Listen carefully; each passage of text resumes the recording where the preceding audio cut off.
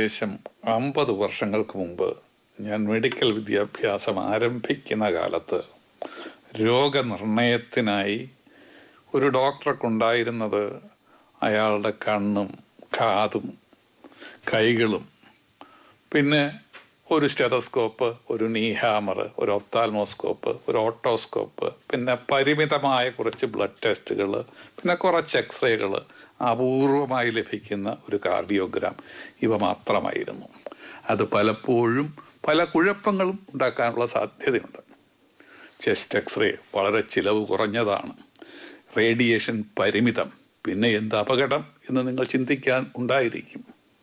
കാരണം ഇതാണ്, നോർമലായിട്ട് ഒരു അസുഖവുമില്ലാത്ത ഒരാളുടെ ചെസ്റ്റ് എക്സ്റേ എടുത്ത് നോക്കിക്കഴിഞ്ഞാലും ചിലപ്പോൾ അസ്വാഭാവികമായിട്ടുള്ള ഫോൾസ് പോസിറ്റീവ് ടെസ്റ്റ് കണ്ടെന്ന് വരും. തുടർന്ന് കൂടുതൽ റേഡിയേഷൻ കിട്ടിയേക്കാവുന്ന CT സ്കാനിലേക്കോ ബ്രോങ്കോസ്കോപ്പിയിലേക്കോ ഇത് ആവശ്യമില്ലാതെ നയിച്ചു എന്ന് വരും. ഇതിനെപ്പറ്റി American national heart, lung and blood ഇൻസ്റ്റിറ്റ്യൂട്ടിൻ്റെ തലവനായ ഡോക്ടർ മൈക്കൽ ലോവർ പറയുന്നത് ശ്രദ്ധിക്കുക. The incidental abnormality detected in a chest X-ray may have nothing to do with the cause of the patient's medical problem. All you have done by taking an unnecessary chest X-ray is to classify someone with no lung disease as having a disease. അതുപോലെ തന്നെ annual ചെക്കപ്പിൻ്റെ ഭാഗമായോ ആശുപത്രിയിൽ മറ്റേതെങ്കിലും കാര്യങ്ങൾക്ക് ഒരു ചെറിയ സർജറിക്കോ admit ചെയ്യപ്പെടുന്ന ഒരു പേഷ്യൻറ്റിന് ഹൃദ്രോഗത്തിൻ്റെ ഒരു റിസ്ക്കുമില്ലാത്ത അവസരത്തിൽ ഒരു ECG എടുത്താൽ ഇതുപോലെ ചില അപകടങ്ങളുണ്ടാകാം. മറ്റൊന്ന്, എല്ലാ തലവേദന ഉണ്ടായാൽ ഉടൻ CT സ്കാൻ എടുക്കുന്നതും അപകടമുണ്ടാക്കുമെന്ന് ചൂസിങ് വൈസ്ലിയെ ഉപദേശിക്കുന്ന ന്യൂറോളജിയുടെ സ്പെഷ്യലിസ്റ്റ് അഭിപ്രായപ്പെടുന്നു. പെട്ടെന്നുണ്ടാകുന്ന അതികഠിനമായ തലവേദനയും ന്യൂറോളജിക്കൽ ഡെഫിസിറ്റോ തളർച്ചയോ ഉണ്ടാകുന്നെങ്കിൽ നിശ്ചയമായും CT സ്കാനും മറ്റ് ടെസ്റ്റുകളും ആവശ്യമുണ്ട്.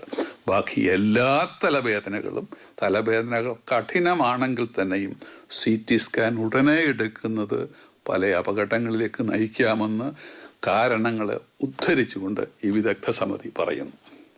അതുപോലെ തന്നെ ബോധക്ഷയം, ഫെയിൻറ്റിങ് ഉണ്ടാകുന്ന ഒരു വ്യക്തിക്ക് സീഷർ വിറയൽ ഉണ്ടാകുന്നില്ല എങ്കിൽ ഉടനെ CT സ്കാൻ എടുക്കുന്നതിനും ന്യായീകരണമില്ല എന്നാണ് ഈ വിദഗ്ധർ പറയുന്നത്.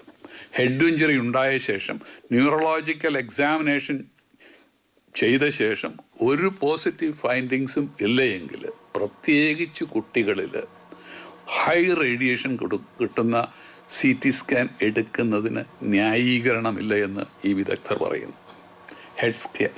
CT സ്കാനിനുള്ള ചെലവും കൂടിയ റേഡിയേഷനും മാത്രമല്ല പ്രശ്നം, CT സ്കാനും ഉള്ള ഫാൾസ് പോസിറ്റീവ് ടെസ്റ്റ് മൂലം ഒരു സ്മോൾ ആർട്ടറി അല്പം വീർത്തിയിരിക്കുന്നത് ഒരു ബ്രെയിൻ അനൂറിസമാണെന്നൊരു റിപ്പോർട്ട് ലഭിച്ചെന്ന് വരും. അല്ലെങ്കിൽ ബ്രെയിനിൻ്റെ ചില ഭാഗങ്ങളിലുള്ള ചെറിയ വ്യത്യാസം ഒരു ബ്രെയിൻ ട്യൂമറാണെന്ന് സംശയിച്ച് ഒരു റേഡിയോളജി റിപ്പോർട്ട് കിട്ടിയെന്ന് വരും. തുടർന്ന് അപകടകരമായ ആവശ്യമില്ലാത്ത സെറിബ്രൽ ആൻജിയോഗ്രാമിനും മറ്റ് ശസ്ത്രക്രിയകൾക്കും ഇടയാകുന്നുണ്ടെന്ന് വിദഗ്ധർ പറയുന്നു. പ്രോസ്റ്റേറ്റിക് ക്യാൻസർ കണ്ടുപിടിക്കുന്നതിനുള്ള PSA ടെസ്റ്റ് ഉണ്ടാക്കിയേക്കാവുന്ന പ്രശ്നങ്ങളെപ്പറ്റി മുമ്പൊരവസരത്തിൽ ഞാനിവിടെ പറഞ്ഞിട്ടുണ്ട്.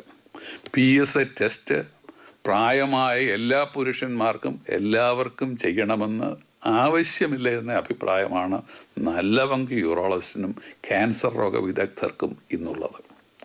70 വയസ്സ് കഴിഞ്ഞ ഒരു പുരുഷന് പ്രോസ്റ്റേറ്റിനുള്ളിൽ അല്പം ക്യാൻസർ ആരംഭിച്ചിരിക്കുവാനുള്ള സാധ്യത 50%-ഉള്ളതുമുണ്ട്. എന്നാൽ ഈ ക്യാൻസറുകളിൽ ബഹുഭൂരിപക്ഷവും അധിക പങ്കും വളരെ സ്ലോ ഗ്രോയിങ് ആണ്. ഇങ്ങനെയുള്ള രോഗികളിൽ ബഹുഭൂരിപക്ഷവും സിംഹഭാഗവും മറ്റേതെങ്കിലും അസുഖം കൊണ്ടായിരിക്കും മരിക്കുന്നത്.